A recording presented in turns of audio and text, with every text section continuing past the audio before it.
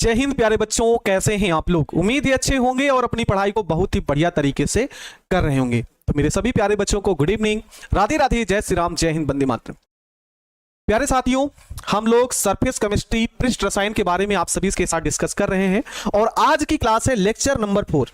कौन सी क्लास है? Lecture number 4 है। और इस क्लास में आज का लॉन्ग क्वेश्चन एक है जिसका नाम है अधिशोषण समतापी वक्र, है ना। अधिशोषण समतापी के बारे में पढ़ना है, ठीक ना। किसके बारे में पढ़ना है?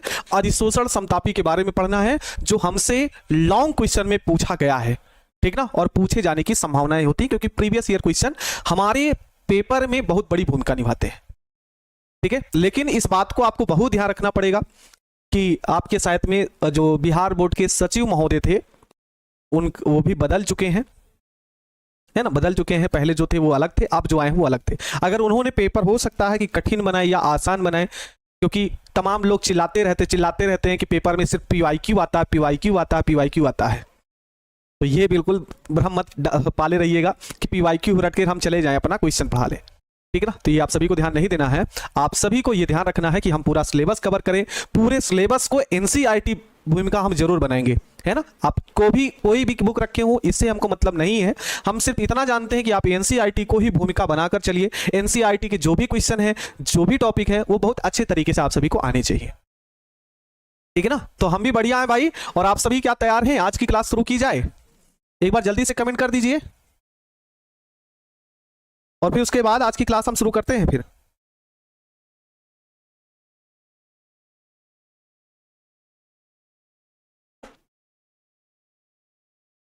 ठीक है। हाँ, एक कह रहा मिथिलेश है और कह रहा चश्मा लगे। चश्मा है ही नहीं, क्या यार, चश्मा लगाए ही नहीं, इतने बड़े हो गए हम, जल्दी से चश्मा कभी नहीं यूज किया है। तो थोड़ा सा पैनल पीडीएफ है क्योंकि क्वेश्चन थोड़ा सा लॉन्ग है, समझाने का टर्म ज्यादा है, तो इस बात को थोड़ा सा एग्री करिएगा, गुस्सा मत होइएगा। काफी बच्चे, 2-4 बच्चे गुस्सा हो जाते हैं कि सर आपको ऐसा कहते, हमारा पेन नहीं मिल रहा है, आ गया पेन, ठीक है। तो आप सभी को गुस्सा बिल्कुल नहीं होना, बस आप टॉपिक को समझिएगा, आपको बहुत अच्छे तरीके से समझ में आएगा, ठीक है। इतनी गर्मी है कि लिक्विड नाइट्रोजन से नहाना पड़ेगा। अरे नहाइएगा तो में जम जाएगा, ठीक है ना। एलपीजी गैस ले लो, एलपीजी गैस को प्रवाहित कर लो अपने ऊपर, उससे नहा लो आप, ठीक है। चलिए आइए इस टॉपिक को शुरुआत करते हैं और समाप्त भी करते हैं। क्या प्यारे बच्चे, अधिशोषण समतापी है क्या? आपसे सिंपल सा प्रश्न पूछेगा कि अधिशोषण समतापी है क्या, ठीक है। हाँ, तो चश्मा खरीद लीजिए, है ना, कोरियर करवा दो बाबू चश्मा, ठीक है। आइए इस टॉपिक को समझते हैं। कह रहा है कि एक निश्चित ताप पर अधिशोषित गैस की मात्रा को हम क्या माने? m, और साम्यावस्था पर दाब को माने क्या? p के मध्य संबंध क्या कहलाता? अधिशोषण समतापी कहलाता है ना। क्या होता है भाई? सिंपल सा है। जैसे मान लो ये कोई पृष्ठ है, ये क्या है? पृष्ठ है। और इस पृष्ठ की अगर हम बात करते हैं तो ये क्या है? अधिशोषक है। क्या है प्यारे बच्चे? अधिशोषक है। क्यों भाई? जब जो कण हैं, जो कण हैं वो किसी पृष्ठ पर आकर जुड़ते हैं, जैसे ये कण है ना, ये यहां पर आकर जुड़ रहे हैं, तो ये जो कण है इसे हम क्या बोलते हैं? ये क्या बोलते हैं इसे? तो इसे हम बोलते हैं अधिशोष्य कहते हैं। क्या बोलते हैं? अधिशोष्य कहते हैं। और जिस पृष्ठ पर जुड़ता है उसे अधिशोषक कहते हैं। और पूरी घटना आपकी क्या कहलाती है? अधिशोषण की कहलाती है। तो कह रहा है कि किसी निश्चित ताप, ताप कैसा हो इस बात को हमेशा ध्यान रखना प्यारे बच्चे। ताप कैसा हो? नियत हो, अर्थात स्थिर हो। स्थिर या निश्चित ताप पर यहां पर जितनी भी मात्रा अधिशोषित हो रही है, जितनी मात्रा गैस की यहां पर जुड़ रही है, उसको हमने मान लिया क्या प्यारे बच्चे? m। और साम्य अवस्था क्या होती है? p होती है। p, अगर इन दोनों के बीच में संबंध दिखाएं, इन दोनों के बीच में क्या दिखा दे? संबंध दिखाई दे, तो उसी को हम क्या बोलते हैं? अधिशोषण समतापी कहते हैं। क्या बोलेंगे? अधिशोषण समतापी कहेंगे, ठीक है। बोलो, समझ में आ गया भाई? अच्छा,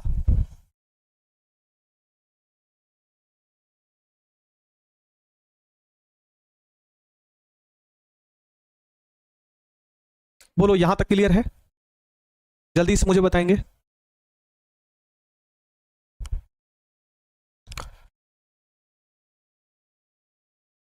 ठीक है, चलिए आगे बढ़ते हैं भाई, आगे बढ़ते हैं। और ये आता है, वही है प्रेंडलिक अधिशोषण समताप क्या होते हैं। आइए इन्हीं की हम पूरे डिटेल में, अब इसके बाद प्यारे बच्चे पैनल पीडीएफ नहीं है, ठीक है ना, ध्यान समझो क्या है भाई। प्रेंडलिक अधिशोषण समताप क्या है। तो सन 1909 में इनके द्वारा किसी ठोस पर, ठोस अधिशोषक पर, ठोस अधिशोषक के द्वारा एक निश्चित तापमान पर क्या अधिशोषित गैस की मात्रा और दाब के मध्य एक प्रयोग द्वारा क्या किया, संबंध स्थापित किया। यह संबंध क्या था, है ना, यह संबंध क्या था। ठीक है, यहां पर थोड़ा सा हमको लगता है मिस्टेक है, यहां पर अधिशोषित गैस की जो मात्रा होगी ना वो x/m होगी।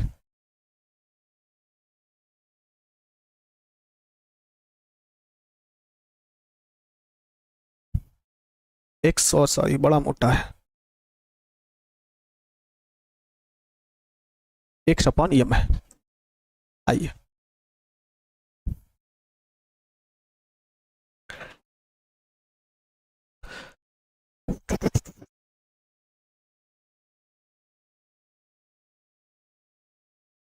ठीक है, ये मान लो कोई अधिशोषक है और इस अधिशोषक के पृष्ठ पर, है ना, और इस अधिशोषक के पृष्ठ पर छोटे छोटे कण आकर क्या होते हैं, जुड़ते हैं, छोटे छोटे कण आकर जुड़ते हैं। तो इन्हें हम क्या बोलते हैं, अधिशोषित गैस की मात्रा। किसकी मात्रा, अधिशोषित गैस की मात्रा, है ना। और किसी गैस को अधिशोषित जब करते हैं तो क्या जरूरत पड़ती है, दाब की जरूरत पड़ती है। किसकी जरूरत पड़ती है प्यारे बच्चे, दाब की जरूरत पड़ती है।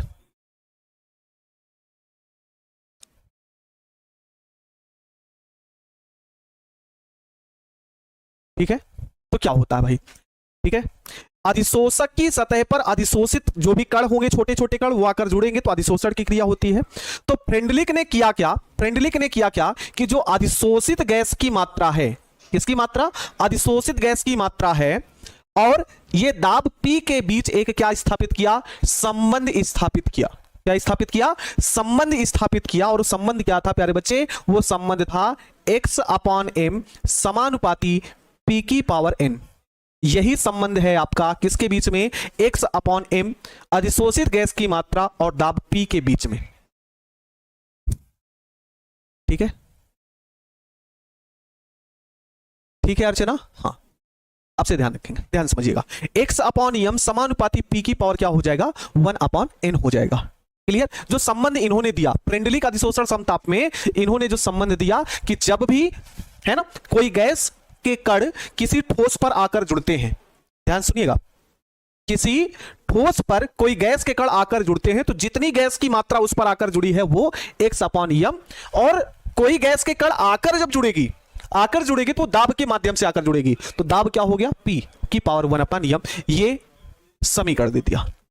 ठीक है, हाँ विशाल ध्यान रखेंगे भाई। अच्छा, एनर्जी लो नहीं हो रहा है भाई, ध्यान समझो। ये समीकरण इन्होंने क्या कर दिया था, दिया था। यहां पर क्या क्या सारी चीजें हैं ये हम आप सभी को बताना चाहेंगे। ठीक है, n क्या है और P क्या है, x/m क्या है। n क्या है, गैस की निर्भरता, गैस की निर्भरता अधिशोषक पर। गैस की निर्भरता किस पर प्यारे बच्चे, अधिशोषक पर। इसी प्रकार से अगर हम x और m की बात करें, x क्या है और m क्या है, तो x क्या है, अधिशोषित गैस की मात्रा द्राव, है ना, अधिशोषित, अधिशोषित गैस की मात्रा, अधिशोषित गैस की मात्रा ग्राम में। और m क्या है, तो m है अधिशोषक का, m क्या है, अधिशोषक का, अधिशोषक का ग्राम में द्रव्यमान, ग्राम में द्रव्यमान। और अगर हम P की बात करें, P की बात करें तो साम्य अवस्था पर, साम्य अवस्था पर गैस का दाब, साम्य अवस्था पर गैस का दाब होता है। नंदन मेहता जी अभी यहां पर है ना, ITI की बात ना करिए, अभी अपने टॉपिक पर आइए, ठीक है, वहां पर बात करिएगा, अभी इस टॉपिक पर ध्यान रखिएगा। एक्स क्या है प्यारे बच्चे, और एन क्या है, पी क्या है, एम क्या है। एन क्या है, गैस की निर्भरता अधिशोषक पर, है ना। एक्स क्या है, अधिशोषित गैस की मात्रा ग्राम में। एम क्या है, अधिशोषक का ग्राम में द्रव्यमान। और साथ ही साथ पी क्या है, तो साम्य अवस्था पर गैस का दाब होता है, ठीक है। पी है प्रेशर, दाब होता है, तो साम्य अवस्था पर गैस का दाब हो गया। क्या आप सभी को यहां पर इतना समझ में आया?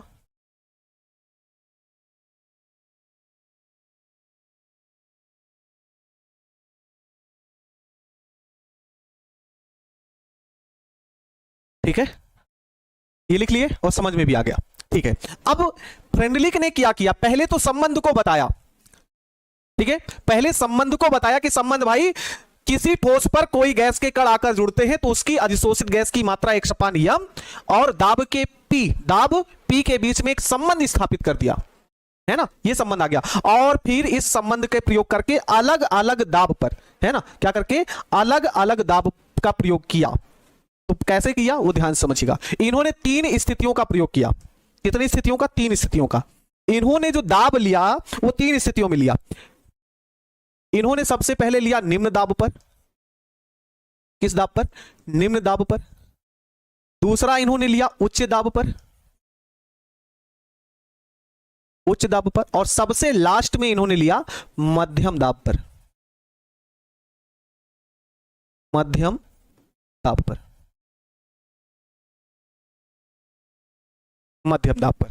ये 3 कंडीशन इन्होंने यहां पर ली। चलिए इन तीनों कंडीशन पर बताया। इन्होंने कहा यदि निम्न दाब होगा तो 1/n का मान कितना होगा, 1 होगा। उच्च दाब होगा तो 1/n का मान कितना होगा, 0 होगा। अगर मध्यम दाब है तो n का मान बड़ा होगा, किससे, 1 से होगा। इन्होंने 3 स्थितियां ली। कितनी स्थितियां ली प्यारे बच्चे, 3 स्थितियां ली। पहली स्थिति इन्होंने निम्न दाब पर लिखा और इन्होंने कहा कि निम्न दाब पर 1/n का मान कितना होगा, 1 होगा।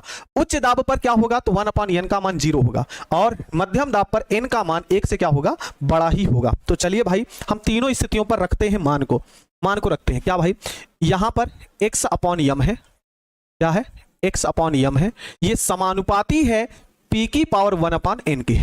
जी सर, समानुपाती का चिन्ह हटेगा तो एक स्थिरांक आएगा जिसका नाम है k, और ये हो गया p की पावर n। जी सर, चलिए 1/n की वैल्यू कितनी दी गई है, 1 दी गई है। मतलब इतने के स्थान पर आप क्या लिख सकते हैं, 1 लिख सकते हैं। तो x/m बराबर k इंटू p की पावर कितना हो जाएगा, 1 हो जाएगा। कितना हो जाएगा, 1 हो जाएगा। कुल मिला के हमको यहां पर मिलेगा x/m बराबर k इंटू p। यही तो मिलेगा, बोलिए सभी प्यारे बच्चे, यही तो मिलेगा। अर्थात हम यहां पर लिख सकते हैं निम्न दाब पर के समान क्या है भाई, स्थिरांक है। तो यहां पर आप सभी लिख सकते हैं x/m समानुपाती होगा किसके, p के। x/m समानुपाती होगा किसके, p के।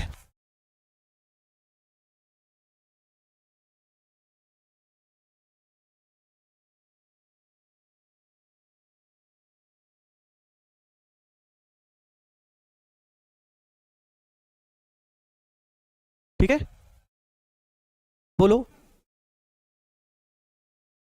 1/n क्या है भाई, यहां पर बताया तो 1/k को ना लेकर चलो प्यारे बच्चे, 1/n को लेकर चलो। n क्या है, गैस की निर्भरता, है ना, गैस की निर्भरता। गैस कितनी अधिशोषित होगी, कितनी अधिशोषित नहीं होगी, वो क्या है, n पर डिपेंड करता है। और ये जो n डिपेंड करेगा किस पर डिपेंड करेगा, दाब पर डिपेंड करेगा, ठीक ना, दाब पर डिपेंड करेगा। तो निम्न दाब पर 1/n का मान कितना आता है, 1 आता है।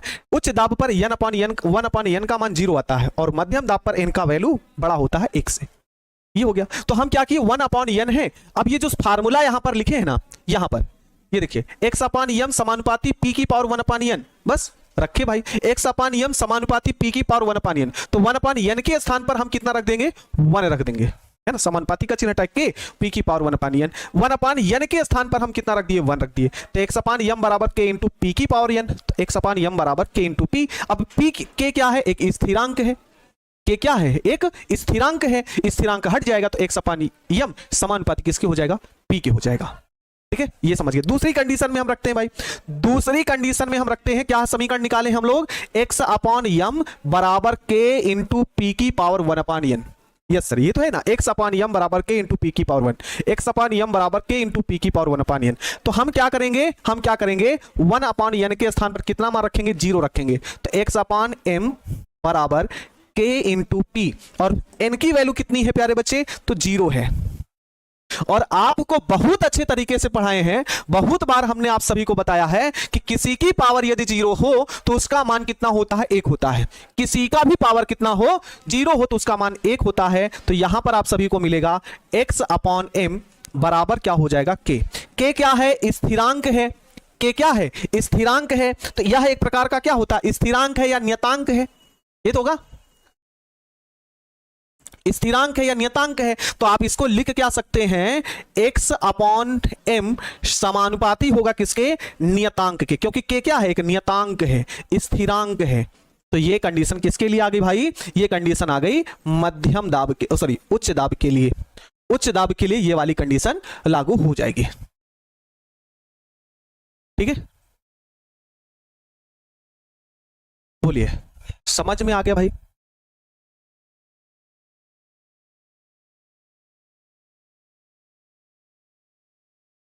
अच्छा, 66 कमेंट कर चुके हैं शिखा सिंह।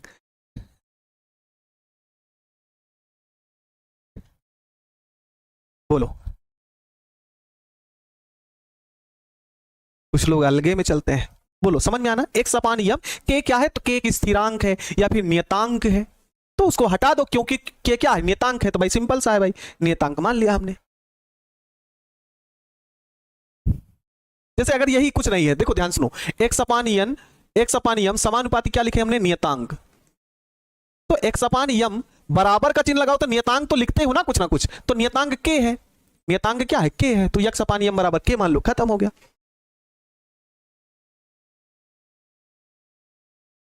ठीक है,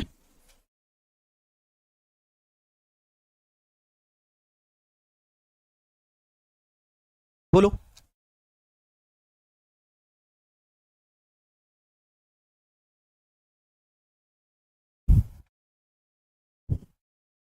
चलिए लास्ट कंडीशन देखते हैं। और जो लास्ट कंडीशन होगी प्यारे बच्चे, वह आपकी क्या होगी, जो हमने मध्यम दाब पर लिखा है, मध्यम दाब पर x अपान यम समानुपाती p की पावर क्या होगा, n। तो x अपान m बराबर होगा k इंटू p की पावर n। ये इतना ही मान आएगा। ये आता है किसके लिए, मध्यम दाब के लिए ही आता है।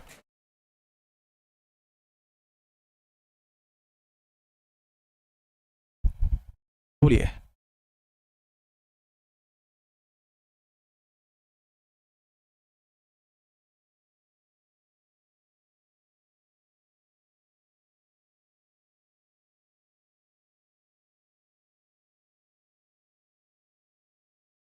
बोलो, आगे बढ़े। एक बार पूरा फिर से डिटेल में समझ लीजिए और फिर उसके बाद हम ग्राफ में अपनाते हैं, ठीक है ना।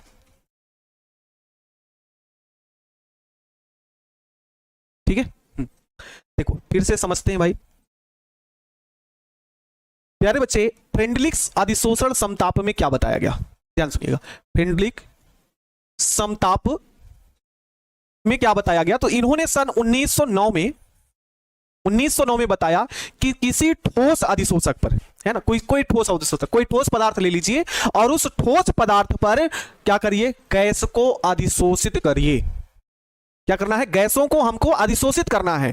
तो जितनी भी मात्रा क्या होगी उस ठोस पर अधिशोषित होगी, वो मान अर्थात x अपान m, और दाब के बीच, दाब क्या हो गया, p के बीच प्रयोग द्वारा एक क्या स्थापित किया, संबंध स्थापित किया, है ना। अधिशोषित गैस की मात्रा x अपान m और दाब p के बीच में एक संबंध स्थापित किया। और वो संबंध क्या होता है, तो संबंध आप सभी को याद रखना पड़ेगा, x अपान m समानुपाती होगा P की पावर 1/n। अगर आप सभी को समानुपाती चिन्ह से दिक्कत हो रही है तो इसको हटा दो भाई, x/m बराबर K इंटू P की पावर 1/n, ऐसा भी आप सभी क्या कर सकते हैं, लिख सकते हैं। बस इतना तो है। पहले बताओ यहां तक आप सभी को समझ में आ गया?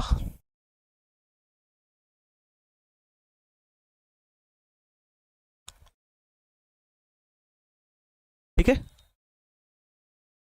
बोलो ये समझ में आ गया भाई? देखो अभी जब ग्राफ बनाना सीखिए जिससे आपको कोई दिक्कत ना हो, आराम से समझो। ऑब्जेक्टिव में सीधे यही पूछा गया, अधिशोषण समतापी वक्र का जो संबंध होता है वो कैसा होता है? सिंपल सा यही है। आगे बढ़िए। तो हमने अधिशोषण समतापी वक्र को बनाने के लिए फ्रेंडलिक ने 3 स्थितियां ली। कितनी स्थितियां? 3 स्थितियां। एक लिया निम्न दाब पर, एक लिया उच्च दाब पर और एक लिया मध्यम दाब पर। उन्होंने ये कहा प्यारे बच्चे क्या, कि अगर निम्न दाब है तो 1/n बराबर कितना होगा? 1 होगा। उच्च दाब होगा तो 1/n बराबर कितना होगा? 0 होगा। और मध्यम दाब होगा तो n का मान 1 से क्या होना चाहिए? बड़ा होना चाहिए। ठीक है, 1 से क्या होना चाहिए? बड़ा होना चाहिए। तो चलिए भाई, हमने जो संबंध इन्होंने दिया था उसका यूज करते हैं। x/m समानुपाती P की पावर 1/n है, तो x/m हमने लिख लिया। समानुपाती का चिन्ह हटेगा तो एक स्थिरांक k आएगा। P की पावर 1/n, 1/n की वैल्यू कितनी है? तो 1 है, तो ये तो हट जाएगा। तो x/m बराबर k into P, n 1/n का वैल्यू कितना हो गया? 1। तो x/m बराबर k इंटू पी। k क्या है? एक नियतांक राशि है। ठीक है, जो कि समानुपाती लगने पर आता है, तो हम सब लिख सकते हैं x/m समानुपाती कितना होगा? p होगा। दूसरी कंडीशन में क्या होगा? दूसरी कंडीशन में क्या होगा? उच्च दाब पर 1/n बराबर कितना? 0 माने हैं, तो जहां पर 1/n होगा वहां पर हम 0 रखेंगे। तो x/m बराबर k इंटू पी की पावर 1/n है, तो यहां पर हमने रख दिया 0। तो x/m बराबर k इंटू पी की पावर 0। किसी की वैल्यू अगर 0 है, किसी की पावर कितनी हो? 0 हो, तो उसका मान कितना होता है? वैल्यू कितनी होती है? 1 होती है। तो ये तो हट जाएगा, तो बचेगा क्या? x/m बराबर सिर्फ कितना बचेगा? सिर्फ और सिर्फ k बचेगा। अब बादल कह रहे हैं कि सर समान सेकंड वाले में बराबर का चिन्ह लगेगा। नहीं भाई, देखो है तो ये नियतांक ही है, तो ये क्या? नियतांक ही। तो आप समानुपाती करके भी दिखा सकते हैं। ठीक है बादल, इस बात को ध्यान रखिएगा। तो यहां पर x/m समानुपाती होगा क्या? नियतांक के, क्योंकि ये नियतांक होगा, इसके अलावा नियतांक के अलावा कुछ मिलेगा ही नहीं। ठीक है, नियतांक वाला कुछ होगा ही नहीं। अब देखो मेरी बात ध्यान सुनो, n का मान आप कितना रखोगे? 1 से बड़ा रखोगे। n का मान कितना रखोगे? 1 से बड़ा रखोगे। तो n का मान हमने 1 रखा तो इतना मिला, n का मान हमने 0 रखा तो इतना मिल गया। अब n का मान 1 से ज्यादा ही तो रखोगे। n का मान कितना रखोगे? n का मान या तो भाई कितना रखोगे? 1 रखोगे, सॉरी 1 0 रखना नहीं, 2 रखोगे, 3 रखोगे, 4 रखोगे, यही तो रखोगे। तो इसका मतलब यही है कि x/m समानुपाती p की पावर 1/n। तो n के स्थान पे कुछ भी रखोगे वो बढ़ता हुआ चला जाएगा। तो अब चाहे यहां पर 1 2 रखो, 3 रखो, 4 रखो, मिलेगा तो यही सारे मान। समझ रहे हैं ना? मिले आप रखोगे तो यही सब सारे मान, तो ये तो बढ़ता हुआ चला जाएगा। बोलो, तो x/m समानुपाती p की पावर 1/n बराबर होगा x/m समानुपाती k इंटू पी की पावर 1/n। मतलब इसमें कोई चेंज नहीं होगा। 1/n के स्थान पर 2 रखो, 3 रखो, 4 रखो, कुछ भी होगा। ठीक है, चौथी स्थिति नहीं होगी भाई। उच्च दाब हो गया, निम्न दाब हो गया, मध्यम दाब हो गया, तो भाई और कौन सी स्थिति होगी? ठीक है, ये आपका हो गया। अब आइए इस पर हम ग्राफ बनाते हैं। क्या खींचेंगे भाई? ग्राफ खींचेंगे, और ग्राफ को बहुत अच्छे तरीके से समझिएगा आप सभी। ठीक है, ग्राफ के माध्यम से इसको समझिएगा कैसे खींचेंगे आप सभी। ग्राफ खींच रहे हैं।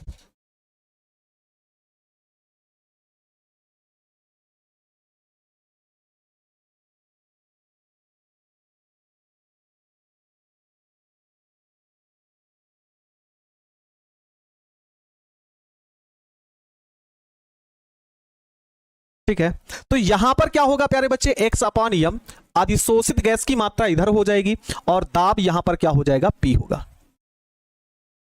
दाब क्या हो गया? p हो गया।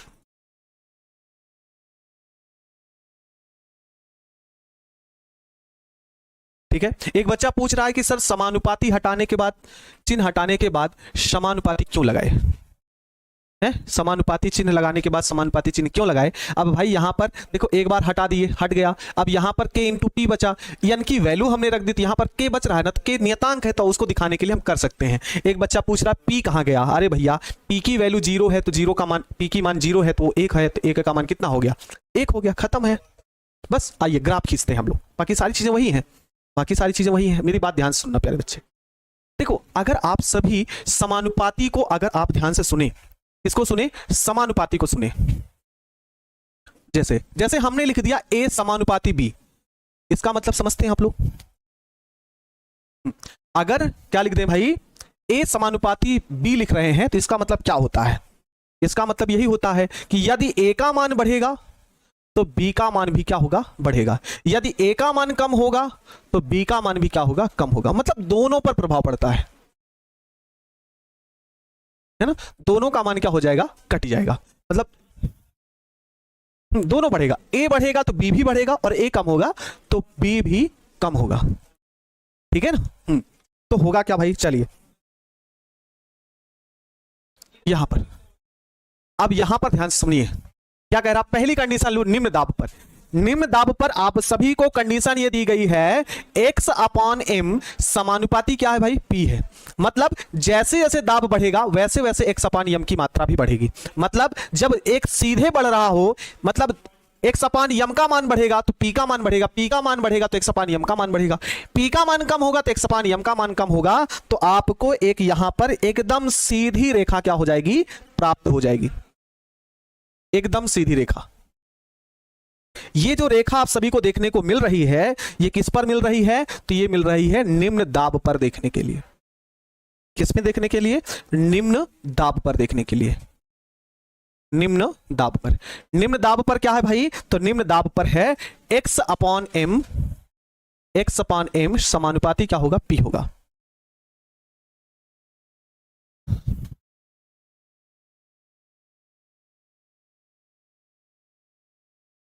ठीक है, ये भी जान गए। चलिए आगे बढ़ते हैं। पहली कंडीशन निम्न दाब की समझ गए आप सभी? क्या है भाई? x अपान m, p का मान बढ़ेगा तो x अपान m का मान बढ़ेगा, p का मान कम होगा तो x अपान m का मान कम होगा, ये होगा।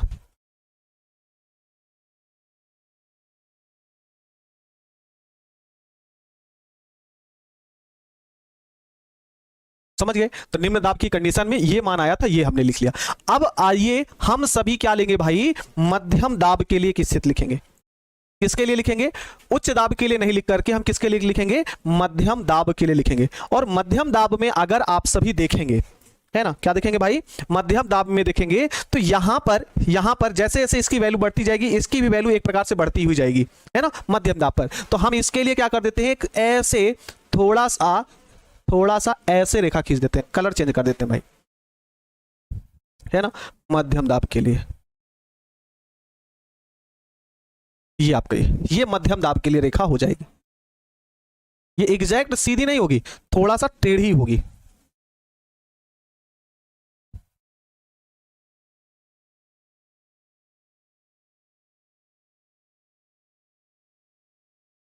ये आपका हो जाएगा।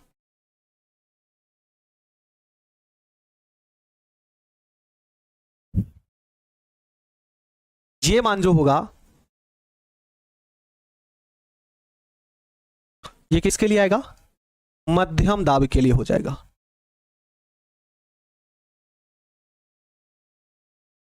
इसके लिए है मध्यम दाब के लिए हो जाएगा। और मध्यम दाब की कंडीशन आप सिंपल सा समझ रहे होंगे, x अपान m समानुपाती होगा p की पावर n। ये मध्यम दाब की स्थिति हो गई। अब आइए उच्च दाब पर क्या होगा?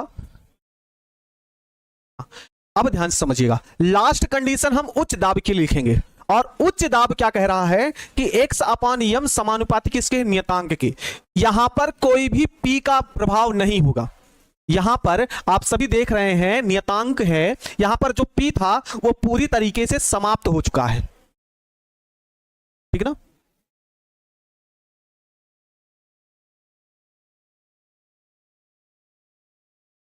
ठीक है, तो यहां पर p का मान कुछ है ही नहीं, तो इसका मतलब x अपान m पर कोई भी प्रभाव नहीं पड़ेगा।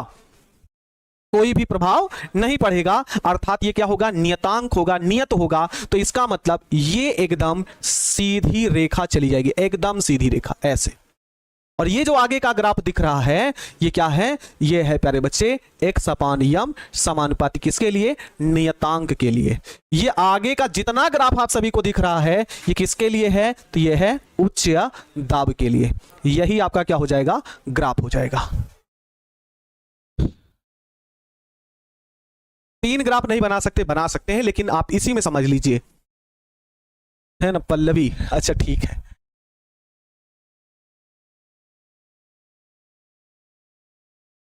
हमको पता है ना, हमको पता है, तुम लोगों का दिमाग का दही काहे लिए हो जाता है, बताओ बना लेंगे ग्राफ।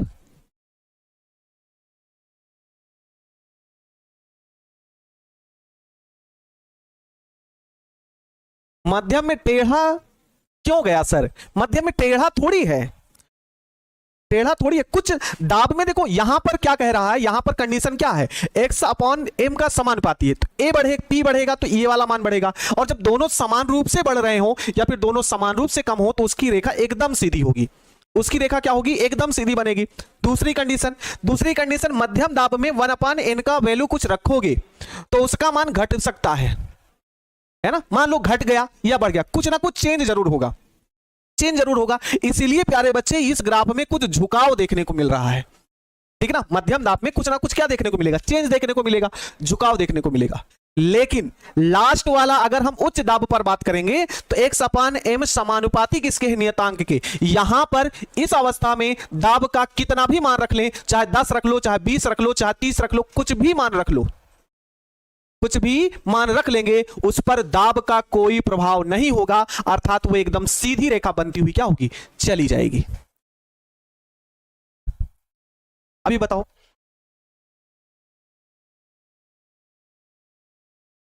अभी नहीं समझ में आया, अरे भाई थोड़ा सा इमेजिन करिए ना, एकदम आसान है।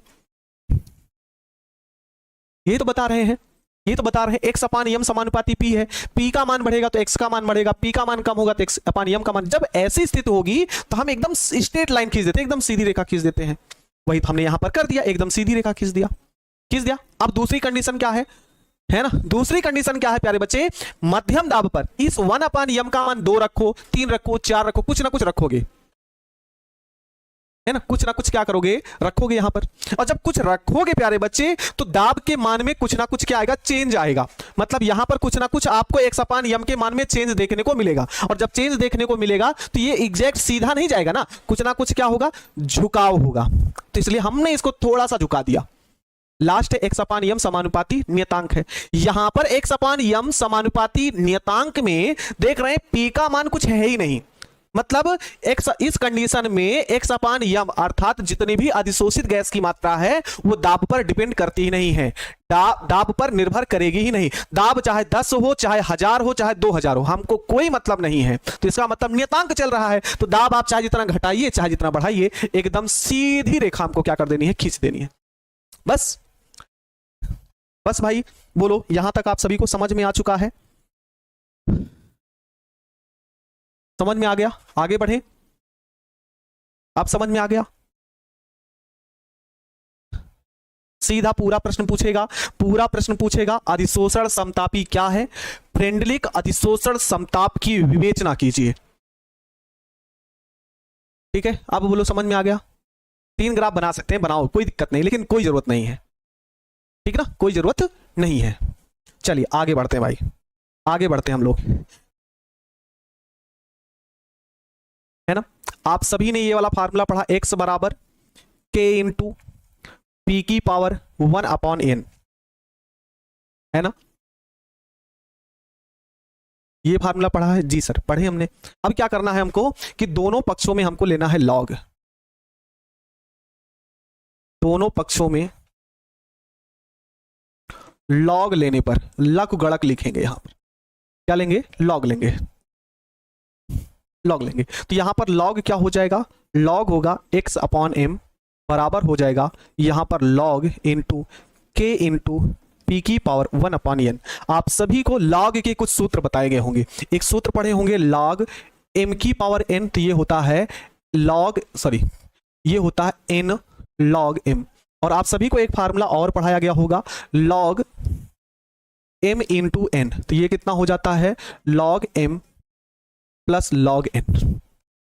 ठीक है, log M plus log N. आगे बढ़िए, अब कुछ करना नहीं है भाई। यहां पर क्या होगा, ये जैसे वैसे लिख लो, लॉग एक्स अपॉन एम। यहां पर आप सभी को लगाना है, इसको एम मानना, इसको एन मानना। तो यहां पर लॉग एम इंटू एन है, क्या है, लॉग एम इंटू एन। तो ये है log M plus log N.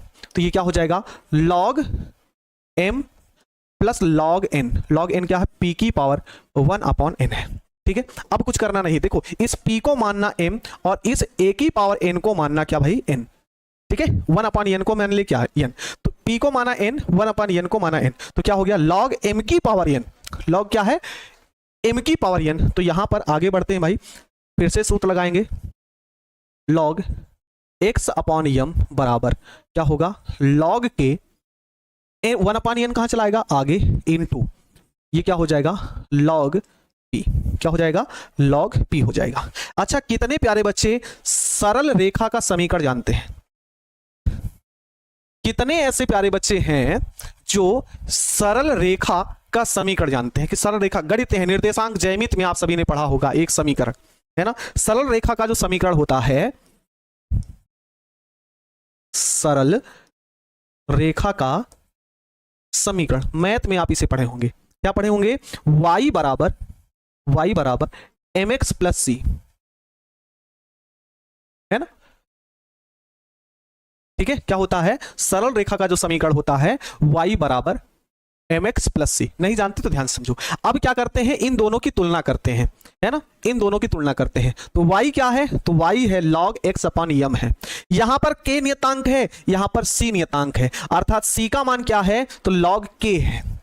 यहां पर m क्या है, तो m है प्रवणता, तो m के आगे यहां पर क्या दिया गया है, 1 अपॉन n दिया गया है, और यहां पर log p। अर्थात इस समीकरण को हम ऐसे लिख लें, y बराबर c plus m into x. c बराबर क्या लिख सकते हैं, y बराबर c plus m into x. y क्या हो गया, log x अपॉन m हो गया।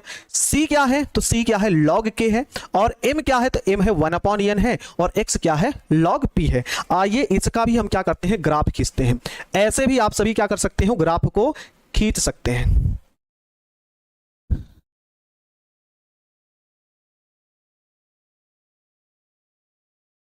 ऐसे भी हम क्या कर सकते हैं, ग्राफ को खींच सकते हैं। ये x अक्ष हो गया और ये क्या हो गया, y अक्ष हो गया। कोई मुझे बता सकता है कि x अक्ष पर क्या है और y अक्ष पर क्या हो गया?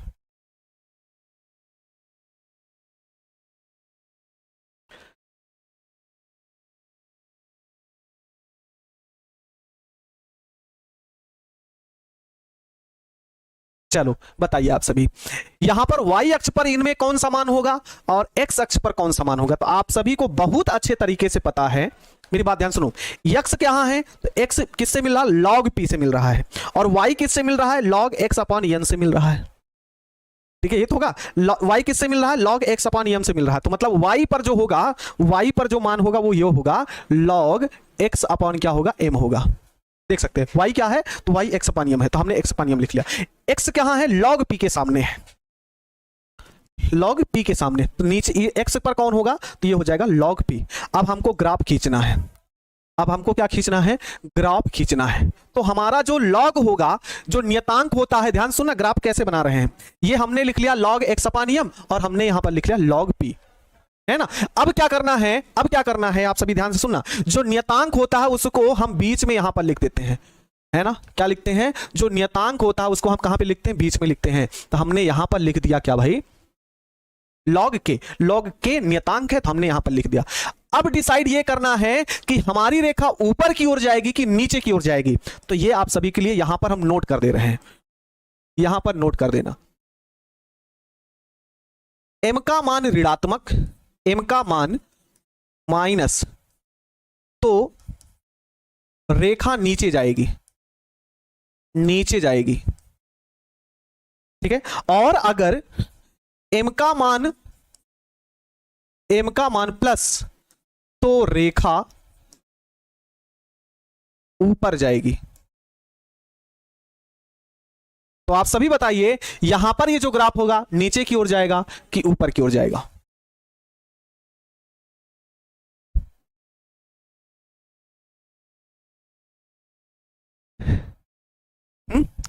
एम का मान यहां पर प्लस है कि माइनस है, तो आप सभी को दिख रहा होगा यहां पर यन है, सॉरी यहां पर यम है और यम का मान 1/n है और जो कि प्लस में है। तो इसका मतलब जो रेखा बनेगी वो एकदम सीधी बनेगी, तो ऐसे खींच देना है बस।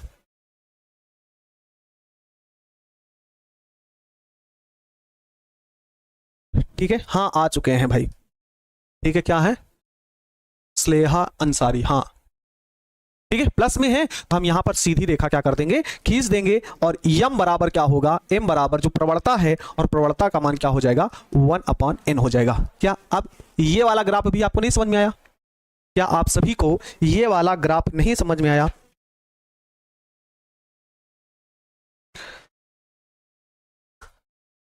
जल्दी से बताइए, क्या आप सभी को ये वाला ग्राफ भी नहीं समझ में आया? आप सभी को है ना, ग्राफ ये वाला भी बना सकते हैं, अगर वो वाला समझ में आया तो वो वाला, नहीं तो ये वाला भी बना सकते हैं, दोनों ग्राफ आप सभी। ठीक है, आगे बढ़े।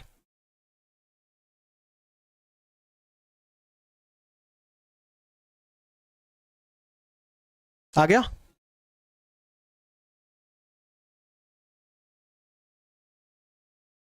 चलिए, अगला है प्यारे बच्चे बिलियन प्रवस्था से अधिशोषण। मेरी बात ध्यान सुनना, ये लास्ट टॉपिक है, उसके बाद अधिशोषण वाला पार्ट पूरी तरीके से खत्म हो जाएगा और फिर हम उत्प्रेरक पढ़ेंगे, उत्प्रेरण वाला और कोलाइड बिलियन। अरे बादल तू तो यार पता नहीं कैसे है, जो कमेंट पूछेगा उसी का करेंगे, गुस्सा होता है पता नहीं क्या। ठीक है, ध्यान सुनो, बिलियन प्रवस्था से अधिशोषण। देखो, किसी ठोस और गैस का तो हमने पढ़ लिया, ठीक है, किसी ठोस और गैस अर्थात किसी ठोस पर गैस के कण आकर जुड़ रहे हैं, तो उस पर तो हमने पूरा का पूरा कॉन्सेप्ट क्लियर कर लिया यहां पर। लेकिन अगर किसी बिलियन प्रवस्था में हमको क्या करना हो, अधिशोषण करना हो, है ना, क्या करना हो, किसी बिलियन प्रवस्था में। बिलियन प्रवस्था कैसे, मान लो कोई बिलियन, जैसे आपको एक याद करिए शुरुआत वाली क्लास में हम लिए थे नीला वाला, नीले रंग का बिलियन लिए थे और उसमें हमने क्या किया था, चाक लिया था और चाक को हमने क्या कर दिया था, डुबा दिया था। डुबाए थे कि नहीं डुबाए थे? चाक को हम क्या कर दिए थे प्यारे बच्चे, डुबा दिए थे।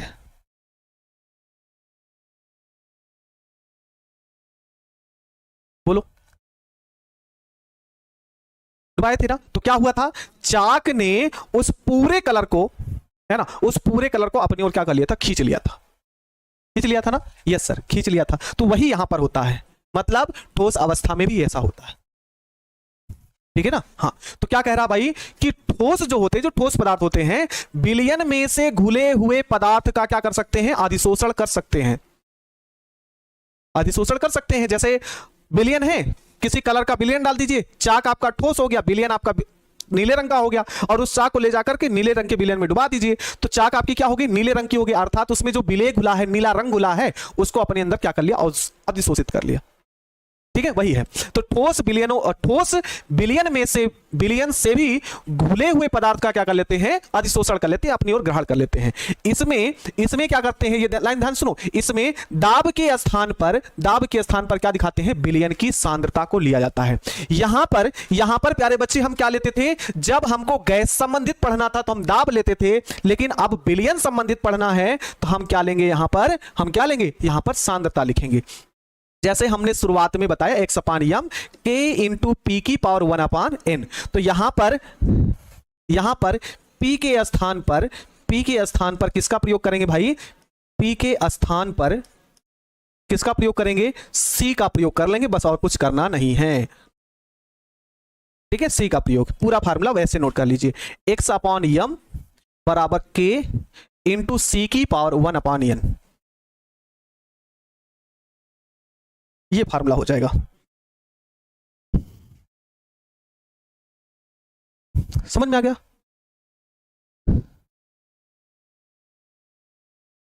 ये होगा ना, बस जहां पे P है वहां पर आपको क्या, सांद्रता C का प्रयोग कर देना है। अच्छा, अगर हम क्या करें भाई, यहां पर देखो, ध्यान सुनना प्यारे बच्चे, जब हम, अच्छा यहीं पर समझा देते हैं, यहीं पर समझा देते हैं, जब ये वाला फार्मूला था, मेरी बात ध्यान सुनना, जब ये वाला फार्मूला था, ये वाला फार्मूला था, तो यहां पर हमने जब लॉग लिया था तो लॉग x/m आया था, बराबर आया था लॉग के आया था, प्लस 1/log क्या आया था सर, p आया था।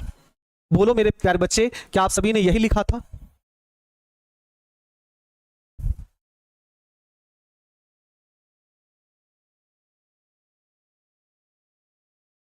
अरे भाई देखो, जब ठोस विलयन और ठोस पदार्थ था उस पर गैस के अणु आकर जुड़ रहे थे, तो गैस कब अधिशोषित होगी?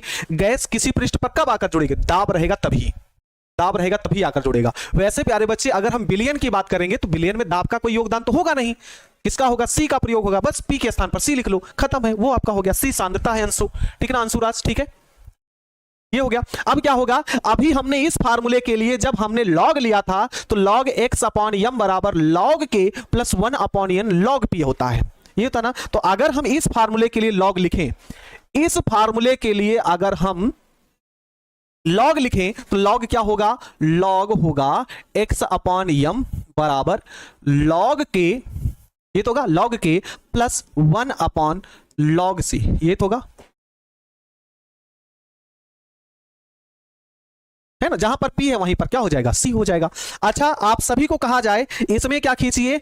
ग्राफ खींचिए।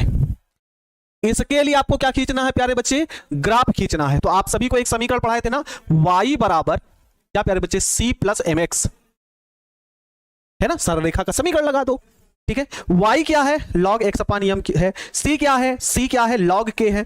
m क्या है? 1 अपान n है। c x क्या है? तो log x है। तो इसमें अगर हमको क्या खींचना पड़े? ग्राफ खींचना पड़े तो क्या नहीं खींच पाएंगे? जी सर, आराम से खींच लेंगे। देखो, ये x अक्ष हो गया, ये y अक्ष हो गया। x अक्ष पर क्या होगा? log क्या होगा? log x अपान क्या हो गया? m हो गया। y अक्ष पर क्या हो गया? log x अपान m हो गया। x पर क्या होगा? तो यहां पर होगा log c, क्या हो गया? log c। अगर कोई नियतांक है, c क्या है? c क्या है? नियतांक। तो यहां पर नियतांक क्या है? log k। तो log k को हम यहां पर लिख लेंगे। यहां पर क्या होगा? log k होगा। आप सभी से पूछना चाहते हैं ग्राफ नीचे जाएगा कि ऊपर जाएगा? चलो बताओ, ग्राफ नीचे जाएगा कि ऊपर जाएगा? ग्राफ ऊपर जाएगा कि नीचे की ओर जाएगा? तो आप सभी यहां पर देख रहे होंगे जो प्रवणता m है वो 1 अपान n है, जो कि प्लस है, प्लस है। तो हमारा ग्राफ किधर की ओर चला जाएगा? ऊपर की ओर चला जाएगा। और यहां पर m का मान कितना हो जाएगा? तो m बराबर होगा 1 अपॉन n। बस यही आपका कॉन्सेप्ट हो गया विलयन प्रवस्था के लिए। इसके लिए हो गया विलयन प्रवस्था के लिए। सभी लोग कह रहे हैं सर क्या नीचे जाएगा? कहां नीचे जाएगा? है? हाँ, 2 मंजिला ऊपर चला जाएगा, ऊपर चला जाएगा। लास्ट टॉपिक है अधिशोषण के अनुप्रयोग। इसे आप सभी क्या कर लेंगे? पढ़ लेंगे पहले, है ना। अधिशोषण के अनुप्रयोग में अगर हम बात करते हैं तो गैस मास्क के निर्माण में, गैस मास्क क्या होता है? जो हम लोग मास्क लगाते हैं वो हमको कोरोना से बचाता है। लेकिन गैस मास्क क्या होता है? जब हम इसको लगाते हैं तो जो भी अशुद्धियां होती हैं, जैसे मेथेन गैस हो गया, कार्बन डाइऑक्साइड गैस हो गया, है ना, जैसे जो कारखाने में कार्य करते हैं या फिर कोयले की खानों में कार्य करते हैं, तो एक मास्क दे दिया जाता है, जिससे उनसे जो भी विषैली गैसें निकलती हैं उसको अधिशोषित कर लेते हैं, उसको क्या कर लेता है? ग्रहण कर लेता है, ठीक है। उच्च निर्वात उत्पन्न करने में इसका प्रयोग किया जाता है। जल के शोधन में, जल का शुद्धिकरण क्या होता है? जैसे फिटकरी होगा, विरंजक चूर्ण हो गया, तो उसमें जो भी अशुद्धियां होती हैं, फिटकरी हो गया या विरंजक चूर्ण हो गया, अपने अंदर अवशोषित कर लेता है। धातु निष्कर्षण में फेन प्लवन विधि जो होती है उसमें भी इसका प्रयोग हम लोग करते हैं। जो अशुद्धियां होती है उसको खींचने का कार्य करते हैं। विरंजक अर्थात रंग को हटाना हो, जैसे कोई कलरफुल है उसको हटाना है तो कोई ऐसा पदार्थ मिला दीजिए जो सारे रंग को अपनी ओर खींच ले। तो ये सारी चीजें हो गई तो विरंजक प्रक्रम में, ठीक है प्यारे बच्चे। तो ये आप सभी को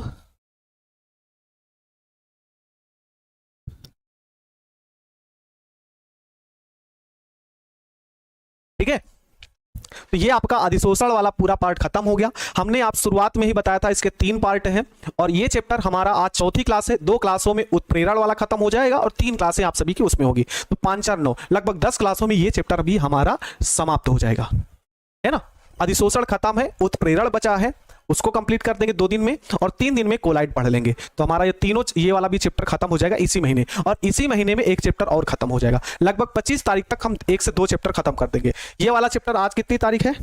11 है, 11/5/15 तक ये चैप्टर खत्म हो जाएगा और आने वाले 10 दिन में एक चैप्टर और, चैप्टर नंबर 6 भी खत्म हो जाएगा, ठीक है। आपको बिल्कुल परेशान नहीं होना, छोटे चैप्टर हैं, जल्दी खत्म होंगे। और सेकंड पेपर में जब चलिएगा ना, तो सेकंड पेपर में चाहे वो हेलो एल्केन हो चाहे हेलो एरिन हो, उधर के छोटे छोटे ऐसे चैप्टर हैं जिनको अगर हम चाहेंगे तो 1 शॉट में भी खत्म कर सकते हैं। जैसे जैवअणु हो गया, दैनिक जीवन में रसायन हो गया, बहुलक हो गया, 3 चैप्टर ऐसे हैं जो खत्म हो जाएंगे 3 दिन। बाकी नाइट्रोजन युक्त जटिल कार्बन कुछ 6 से 7 क्लास में है। उधर के जितने भी क्लासें हैं, उधर के जितने भी चैप्टर हैं सेकंड पेपर के, उसके से 10 से 12 क्लासों के लिए हैं, ठीक है ना। तो आप बिल्कुल परेशान मत होइए, समय से कोर्स खत्म होगा। हाँ, अभी जो टाइम लगना फर्स्ट पेपर, जैसे पी ब्लॉक है, पी ब्लॉक सबसे बड़ा चैप्टर है, वो कम से कम नहीं जाएगा तो 20 से 22 दिन जाएगा उसमें। उसके बाद सभी चैप्टर 10-10 दिन के हैं, 10-10 दिन का हम लोग टाइम बना लेंगे, उसी हिसाब से खत्म कर देंगे। तो आज की क्लास आप सभी को कैसी लगी प्यारे बच्चे, आप लोग जरूर बताइएगा। और मिलते हैं प्यारे बच्चे कल की क्लास में उत्प्रेरण वाला टॉपिक लेकर के। तब तक के लिए मेरे सभी प्यारे बच्चों को जय हिंद, वंदे मातरम, शुभ रात्रि।